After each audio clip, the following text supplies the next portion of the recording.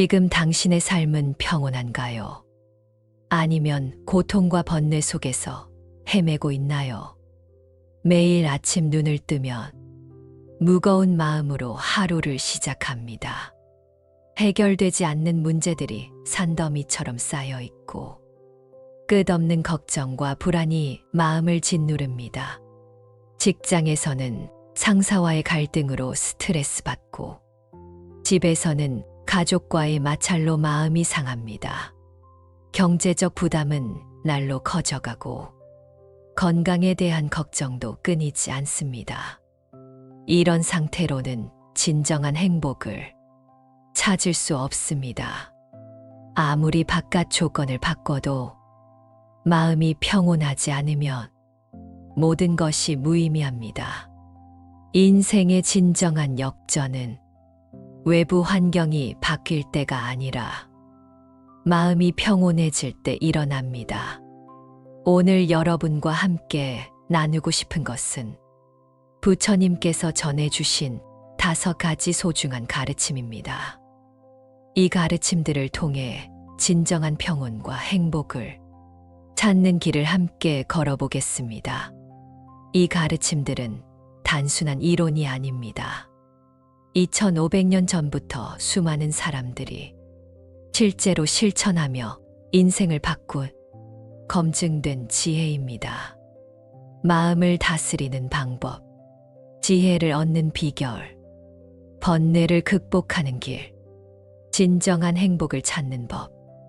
이 모든 것이 오늘 여러분의 것이 될 것입니다. 그렇다면 첫 번째 가르침부터 차근차근 살펴보겠습니다.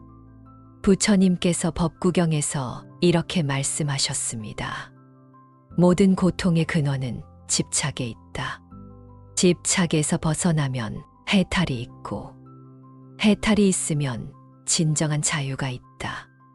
우리는 왜 이렇게 괴로울까요? 원하는 것을 얻지 못해서일까요? 가진 것을 잃을까봐 두려워서일까요? 한 50대 중반의 회사원이 있었습니다. 20년간 성실하게 다닌 회사에서 갑작스런 구조조정을 당했습니다. 그는 절망에 빠져 이렇게 말했습니다. 내 인생이 끝났다. 이 나이에 어디서 다시 시작하란 말인가? 안정된 직장 없이는 살 수 없다. 하지만 이분의 진짜 문제는 실제 그 자체가 아니었습니다. 안정된 직장이 있어야만 행복하다는 고정관념에 집착한 것이 문제였습니다. 몇 달 후 그는 작은 카페를 열었습니다. 수입은 줄었지만 마음은 더 평온해졌습니다. 오히려 새로운 꿈을 키우며 더 활기찬 삶을 살게 되었습니다. 집착은 우리 마음을 가두는 보이지 않는 사슬입니다. 물질에 대한 집착, 지위와 명예에 대한 집착, 타인의 인정에 대한 집착, 완벽함에 대한 집착, 과거의 영광에 대한 집착. 이 모든 집착들이 우리를 고통의 감옥에 가둡니다. 어떤 어머니는 대학생 아들의 성적에 온 신경을 쏟고 있었습니다. 아들이 좋은 성적을 받으면 하늘을 날 듯 기뻐하고 나쁜 성적을 받으면 땅이 꺼질 듯 절망했습니다. 아들의 성적이 자신의 행복을 좌우한다고 믿고 있었기 때문입니다. 하지만 이것은 착각입니다. 아들은 아들의 인생이 있고 어머니는 어머니의 인생이 있습니다. 아들의 성취가 어머니의 가치를 결정하는 것이 아닙니다. 이런 집착 때문에 그 어머니는 아들과의 관계도 망치고 자신의 행복도 놓치게 되었습니다. 부처님께서는 이런 집착을 가래라고 하셨습니다. 목마른 사람이 사막에서 신기루를 보고 물이라고 착각하며 쫓아가는 것과 같다고 비유하셨습니다. 신기루는 아무리 쫓아가도 결코 잡을 수 없습니다. 오히려 더 지치고 목이 말라질 뿐입니다. 우리의 집착도 마찬가지입니다. 집착할수록 더 멀어지고 집착할수록 더 괴로워집니다. 그렇다면 어떻게 집착에서 벗어날 수 있을까요? 첫째, 모든 것은 변한다는 사실을 깊이 받아들이십시오. 즐거운 일도 언젠가는 지나가고 괴로운 일도 영원하지 않습니다. 세상에 영원한 것은 아무것도 없습니다. 부와 명예도 변하고 건강도 변하고 관계도 변합니다. 이것이 무상의 진리입니다. 둘째, 있는 그대로 받아들이는 연습을 하십시오. 현실을 거부하고 저항할수록 고통은 더 커집니다. 이런 일이 일어났구나. 좋고 나쁨을 판단하지 말고 일단 있는 그대로 받아들여 보자. 셋째, 내려놓는 연습을 하십시오. 꽉 쥔 주먹을 펴보십시오. 그러면 손이 자유로워집니다. 마음도 마찬가지입니다. 무언가를 꽉 쥐고 있으면 아프지만 내려놓으면 편안해집니다. 부처님께서는 중화암경에서 이렇게 말씀하셨습니다. 있는 듯 없는 듯 이렇게 살아라. 집착하지 않으면 자유로워지고 자유로워지면 평화가 온다. 이제 두 번째 가르침으로 넘어가겠습니다. 자신을 사랑하고 용서하는 것. 이것이 진정한 행복의 출발점입니다. 많은 사람들이 자기 자신을 가장 혹독하게 대합니다. 남에게는 관대하면서 자신에게는 냉정합니다. 조금만 실수해도 자신을 용서하지 못하고 끊임없이 자책하며 괴로워합니다. 나는 왜 이렇게 못났을까? 나는 왜 이렇게 무능할까? 다른 사람들은 다 잘하는데 나만 못한다. 나는 사랑받을 자격이 없다. 이런 부정적인 자기 대화가 마음의 독을 퍼뜨립니다. 한 30대 여성이 있었습니다. 어린 시절 부모님의 잦은 다툼과 이혼으로 깊은 상처를 받았습니다. 그 후로 자신이 사랑받을 자격이 없다고 생각하며 살아왔습니다. 연애를 해도 늘 불안했습니다. 상대방이 자신의 단점을 발견하면 언젠가는 떠날 것이라고 믿었습니다. 그래서 먼저 관계를 끝내곤 했습니다. 결혼 후에도 마찬가지였습니다. 남편이 조금만 늦게 들어와도 나 때문에 집에 오기 싫어하는 거야 라고 생각했습니다. 이런 식으로는 진정한 행복을 경험할 수 없습니다. 자신을 사랑하지 않으면 다른 사람의 사랑도 온전히 받아들일 수 없기 때문입니다. 어느 날 그 여성은 상담을 받게 되었습니다. 상담사는 이렇게 말했습니다. 당신이 가장 친한 친구에게는 어떻게 말하시겠어요? 친구가 실수했을 때 그렇게 혹독하게 비난하시겠어요? 그제야 그녀는 깨달았습니다. 자신에게만은 너무 가혹했다는 것을. 친구에게 하지 않을 말을 자신에게는 서슴없이 한다는 것을 말입니다. 부처님께서는 법구경에서 이렇게 말씀하셨습니다. 자신이야말로 자신의 주인이다. 자신이야말로 자신의 의지처다. 그러므로 자기 자신을 잘 다스려라. 자신을 사랑한다는 것은 자신의 단점을 무시하라는 뜻이 아닙니다. 있는 그대로의 자신을 따뜻하게 받아들이라는 뜻입니다. 당신에게는 장점도 있고 단점도 있습니다. 성공한 경험도 있고 실패한 경험도 있습니다. 밝은 면도 있고 어두운 면도 있습니다. 이 모든 것이 바로 당신입니다. 완벽하지 않아도 괜찮습니다. 느리게 성장해도 괜찮습니다. 실수를 해도 괜찮습니다. 중요한 것은 자신을 포기하지 않는 것입니다. 자신에게 따뜻한 말을 건네는 것입니다. 매일 아침 거울을 보며 자신에게 이렇게 말해 보십시오. 오늘도 고생 많았어. 내가 있어서 내가 행복해. 완벽하지 않아도 넌 충분히 소중해. 밤에 잠들기 전에는 하루를 돌아보며 자신을 격려해 주십시오. 오늘도 최선을 다했어. 실수한 게 있어도 괜찮아. 내일은 더 나은 사람이 될 거야. 이런 작은 실천들이 쌓이면 자신에 대한 사랑이 자라납니다. 자신을 사랑하는 사람은 다른 사람도 사랑할 수 있습니다. 자신을 용서하는 사람은 다른 사람도 용서할 수 있습니다.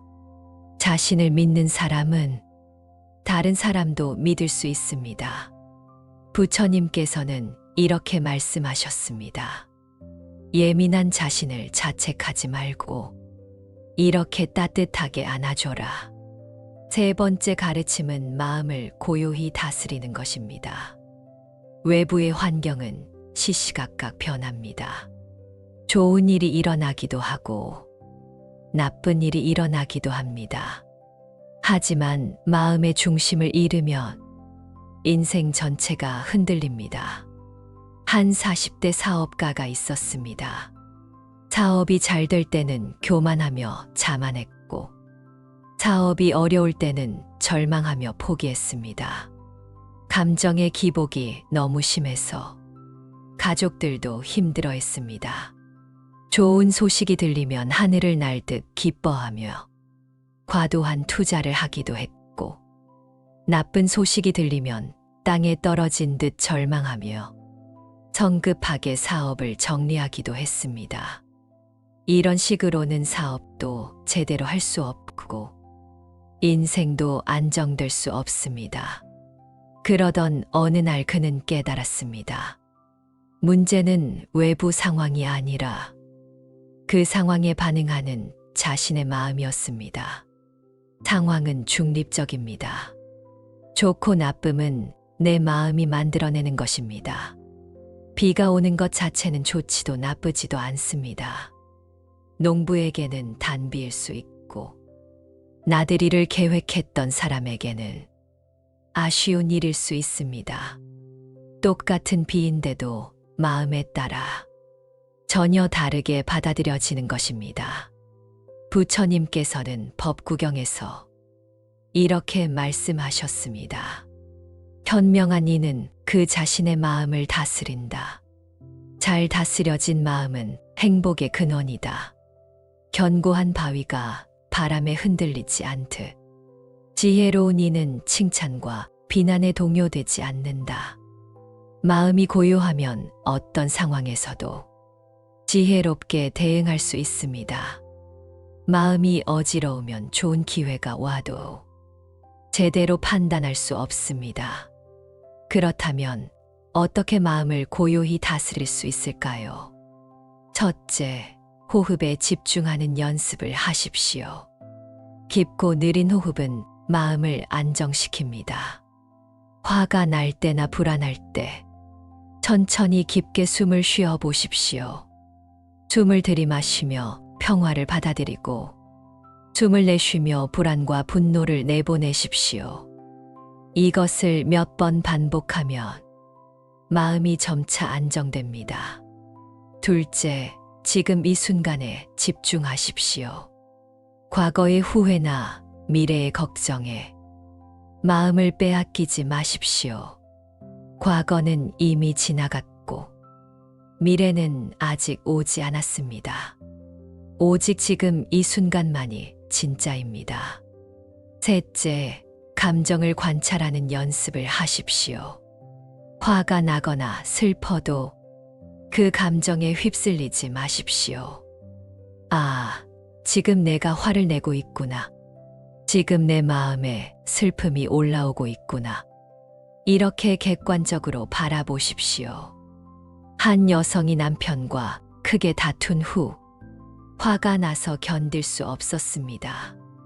마음속으로 온갖 원망과 비난이 끌어올랐습니다. 그런데 그때 자신의 화를 관찰해 보기 시작했습니다. 지금 내 마음에 화라는 감정이 올라오고 있구나. 이 화는 잠시 머물다가 구름처럼 사라질 거야. 이렇게 생각하니 신기하게도 화가 점점 가라앉았습니다. 감정에 휩쓸리지 않고 관찰하는 순간 마음이 자유로워진 것입니다. 넷째, 마음 챙김을 실천하십시오. 하루 중 몇 분이라도 조용한 곳에 앉아 마음을 고요히 하는 시간을 가지십시오.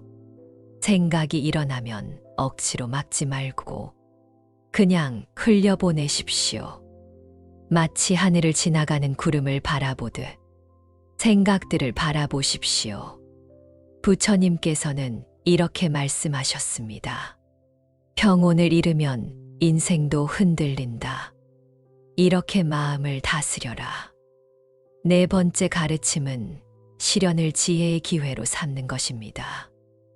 인생을 살다 보면 예상치 못한 어려움들이 찾아옵니다. 질병, 실직, 이별, 실패, 배신.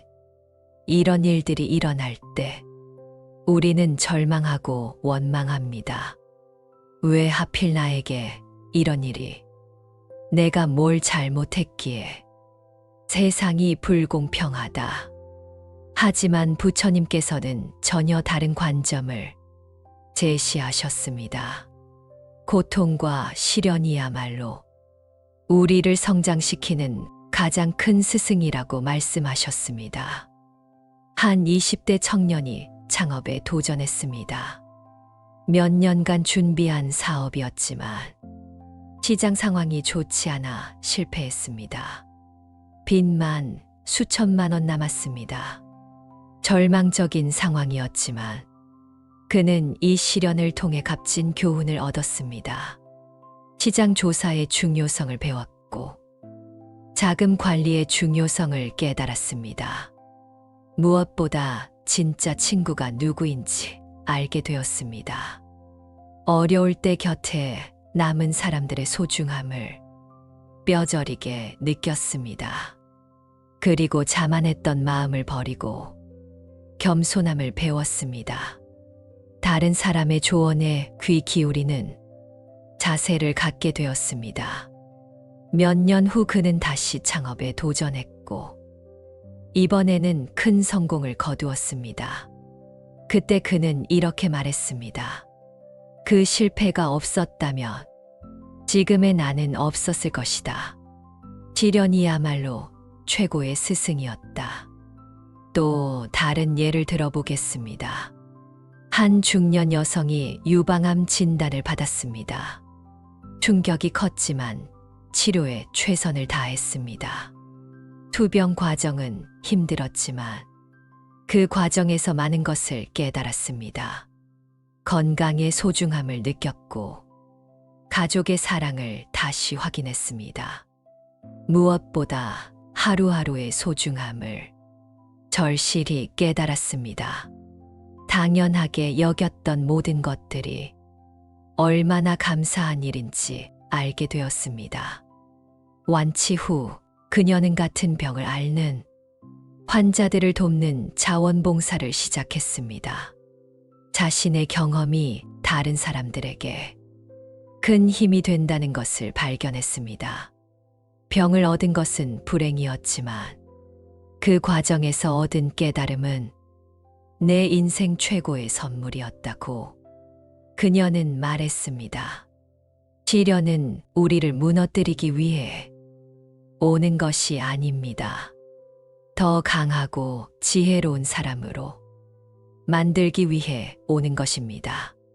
죄는 불 속에서 단련되어 강철이 됩니다. 다이아몬드는 엄청난 압력을 받아 세상에서 가장 단단한 보석이 됩니다. 마찬가지로 우리도 시련을 통해 더 단단하고 지혜로운 사람이 됩니다. 부처님께서는 자바암경에서 이렇게 말씀하셨습니다. 고통 없이는 깨달음도 없다. 지금 겪는 시련을 피하지 말고 지혜의 양식으로 삼아라. 시련이 왔을 때는 이렇게 자문해 보십시오. 이 어려움이 나에게 무엇을 가르쳐 주려 하는가? 이 경험을 통해 나는 어떻게 성장할 수 있을까? 이 시련을 극복하면 나는 어떤 사람이 될까? 이런 질문들을 통해 시련을 성장의 기회로 바꿀 수 있습니다. 고통을 피하려 하지 마십시오. 고통을 통해 배우십시오. 그럴 때 비로소 진정한 지혜를 얻을 수 있습니다. 마지막 5번째 가르침은 선업을 쌓고 복을 불러들이는 것입니다. 많은 사람들이 복이 하늘에서 떨어지기를 기다립니다. 로또에 당첨되거나 갑자기 좋은 기회가 찾아오기를 바랍니다. 하지만 부처님께서는 분명히 말씀하셨습니다. 복은 저절로 오는 것이 아니라 내가 만들어가는 것이라고. 복은 내가 심은 씨앗에서 자라나는 것이라고 말씀하셨습니다. 어떤 씨앗을 심어야 할까요? 선한 마음의 씨앗, 자비로운 행동의 씨앗, 감사하는 마음의 씨앗, 긍정적인 말과 생각의 씨앗. 이런 씨앗들을 심어야 합니다. 한 70대 노부부가 있었습니다. 경제적으로는 넉넉하지 않았지만 마음만은 부자였습니다. 이웃에게 늘 친절했고 어려운 사람이 있으면 도왔습니다. 아픈 사람이 있으면 병원에 데려다 주고 혼자 사는 노인이 있으면 안부를 물었습니다. 김치를 담그면 이웃과 나누고 맛있는 음식을 만들면 함께 먹었습니다. 그러던 어느 날 할아버지가 중병에 걸려 수술을 받게 되었습니다. 수술비가 만만치 않았는데 그동안 도움을 받았던 이웃들이 하나둘 찾아와 도움을 주었습니다. 어떤 사람은 간병을 도와주고 어떤 사람은 경제적 지원을 해주었습니다. 어떤 사람은 정신적 위로를 해주었습니다. 할아버지는 감동하며 말했습니다. 내가 심은 사랑이 이렇게 돌아오는구나. 진짜 부자는 돈이 많은 사람이 아니라 사랑이 많은 사람이구나. 이것이 바로 선업의 힘입니다. 내가 베푼 사랑이 돌고 돌아 복이 되어 돌아오는 것입니다. 또 다른 예를 들어보겠습니다. 한 젊은 직장인이 출근길에 항상 지하철역 앞에서 구걸하는 노숙자에게 1,000원씩 주었습니다. 별것 아닌 일이라고 생각했는데 그 작은 실천이 그의 마음을 바꾸었습니다. 다른 사람의 어려움에 관심을 갖게 되고 봉사활동에도 참여하게 되었습니다. 그러면서 자연스럽게 좋은 사람들을 만나게 되었습니다. 같은 마음을 가진 사람들과 깊은 우정을 나누게 되었습니다. 나중에는 그 인연을 통해 더 좋은 직장으로 이직하게 되었고 인생의 동반자도 만나게 되었습니다. 작은 선행이 큰 복으로 돌아온 것입니다.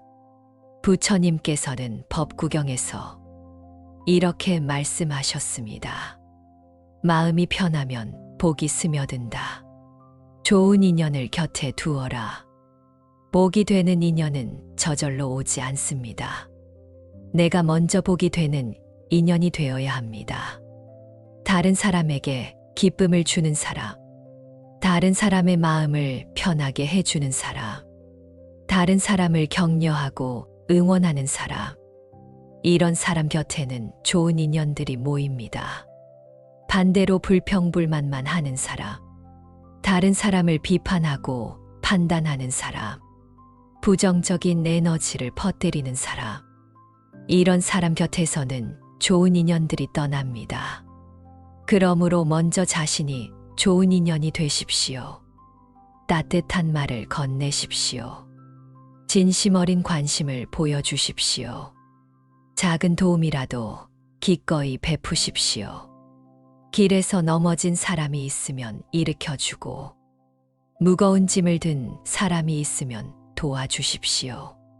슬퍼하는 사람이 있으면 위로해주고, 기뻐하는 사람이 있으면 함께 기뻐해 주십시오. 이런 작은 실천들이 쌓이면 당신 주변에는 좋은 사람들이 모입니다. 그리고 그들을 통해 더 큰 복이 당신에게 찾아올 것입니다. 돈으로 살 수 없는 것들, 진정한 우정, 깊은 사랑, 마음의 평화, 건강한 가족관계, 존경받는 인격, 이런 것들이 진짜 복입니다. 한 기업가가 있었습니다. 사업이 성공한 후에도 겸손함을 잃지 않았습니다. 직원들을 가족처럼 대했고, 지역사회를 위해 많은 일을 했습니다. 장학금을 만들어 어려운 학생들을 도왔고, 경로당을 짓고 노인들을 모셨습니다. 자신의 성공을 혼자만의 것으로 여기지 않고 모든 사람과 나누었습니다. 그러자 더 큰 복이 찾아왔습니다. 사업은 더욱 번창했고, 가족은 더욱 화목해졌습니다. 건강도 좋아지고 마음도 평온해졌습니다. 무엇보다 많은 사람들의 존경과 사랑을 받게 되었습니다. 이것이 바로 진정한 부자의 모습입니다. 부처님께서는 이렇게 말씀하셨습니다. 복이 되는 인연 이렇게 온다. 반드시 곁에 두어라. 이제 5가지 가르침을 정리해 보겠습니다. 첫째, 집착에서 벗어나십시오. 모든 것은 변한다는 진리를 받아들이고, 있는 그대로의 현실을 받아들이며 내려놓는 연습을 하십시오. 둘째, 자신을 사랑하고 용서하십시오. 완벽하지 않은 자신도 충분히 사랑받을 자격이 있습니다. 자신에게 따뜻한 말을 건네고 격려해 주십시오. 셋째, 마음을 고요히 다스리십시오. 호흡에 집중하고 지금 이 순간에 머물며 감정을 객관적으로 관찰하는 마음 챙김을 실천하십시오. 넷째, 시련을 지혜의 기회로 삼으십시오. 고통을 피하지 말고 그 안에서 배울 점을 찾으십시오. 시련을 통해 더 강하고 지혜로운 사람이 되십시오. 다섯째, 선업을 쌓고 복을 불러들이십시오. 좋은 인연이 되어 좋은 인연을 만나고 작은 선행부터 시작하여 큰 복을 만들어 가십시오. 이 5가지 가르침을 하루하루 꾸준히 실천해 보십시오. 당장 완벽하게 할 필요는 없습니다. 조금씩 천천히 시작하면 됩니다. 아침에 일어나면서는 감사의 마음을 갖고 오늘 하루도 평온한 마음으로 살아가리라 다짐해 보십시오. 낮에는 어려운 일이 생겨도 이 가르침들을 떠올려 보십시오. 집착하지 않고 자신을 사랑하며 마음을 고요히 다스리고 시련을 기회로 여기며 선한 마음으로 살아가십시오. 밤에 잠들기 전에는 하루를 돌아보며 잘한 일들은 격려하고 부족한 부분들은 내일 더 나아지겠다고 다짐해 보십시오. 어려운 일이 생겼을 때는 이 가르침들이 등대 역할을 할 것입니다. 어둠 속에서도 길을 잃지 않게 도와줄 것입니다. 분명히 마음이 평온해지고 지혜로운 해답을 찾을 수 있을 것입니다. 부처님의 가르침은 2500년이 지난 지금도 여전히 유효합니다. 시대가 바뀌고 환경이 달라져도 변하지 않는 진리이기 때문입니다. 인간의 본질적인 고민과 아픔은 예나 지금이나 같습니다. 그리고 그 해답도 같습니다. 탐욕과 분노와 어리석음에서 벗어나 자비와 지혜와 평온함을 기르는 것. 이것이 진정한 행복의 길입니다. 외부 조건이 아무리 좋아도 마음이 평온하지 않으면 행복할 수 없습니다. 반대로 외부 조건이 어려워도 마음이 평온하면 행복할 수 있습니다. 행복은 마음에서 나오는 것입니다. 평화도 마음에서 나오는 것입니다. 진정한 자유도 마음에서 나오는 것입니다.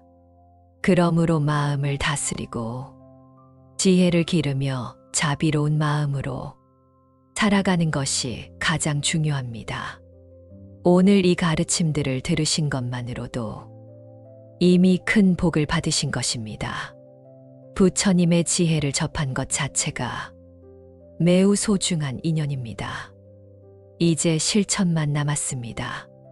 아무리 좋은 가르침이라도 실천하지 않으면 의미가 없습니다. 실천해야 비로소 내 것이 됩니다. 작은 실천부터 시작해 보십시오.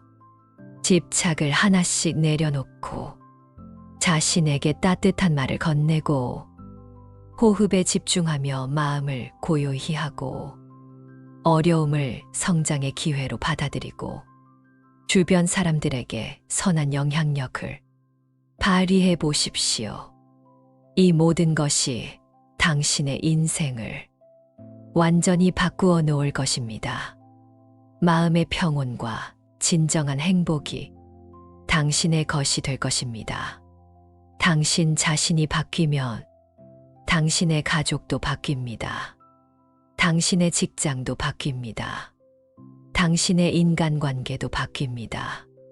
한 사람의 변화가 주변을 바꾸고 주변의 변화가 세상을 바꿉니다. 당신부터 시작하십시오. 마지막으로 부처님의 말씀으로 오늘의 이야기를 마치겠습니다. 모든 중생이 집착에서 벗어나 자유롭기를 바랍니다. 모든 중생이 자신을 사랑하며 평화롭기를 바랍니다.